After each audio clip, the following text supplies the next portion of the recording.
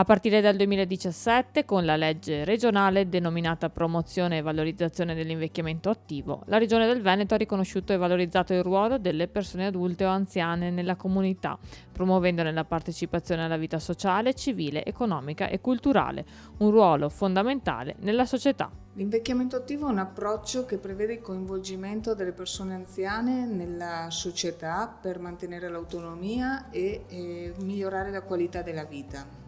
La Regione ne ha fatto un principio centrale nel ripensare il ruolo degli anziani nella società, individuando dei modelli di partecipazione attiva e di inclusione sociale. Da anni la Regione sostiene progetti e programmi di invecchiamento attivo, rendendo questo approccio una fase per la terza età ricca di opportunità, di coltivare passioni, di riscoprire vecchi legami, di creare nuove relazioni. Vogliamo continuare su questa strada per rendere omogeneo questo approccio in tutto il territorio, colmando le disuguaglianze legate alle condizioni di salute o alle fragilità sociali. Fondamentale quindi la costruzione di percorsi per l'autonomia e il benessere. Ne è un esempio l'associazione Fiabe d'Argento che tramite l'attività teatrale e culturale è arrivata ad avanzare un vero e proprio cartellone impegnando decine di persone. Diciamo che in tutti questi 15 anni, anzi 18 anni, abbiamo fatto 440 spettacoli in giro.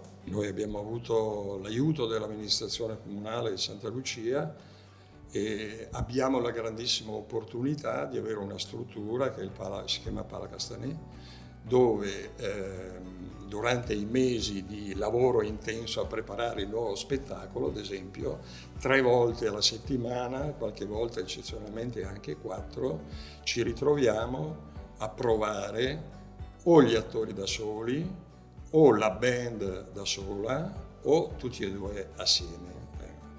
E questo è fondamentale perché senza il lavoro diciamo sul copione, sui personaggi eccetera non andremo da nessuna parte.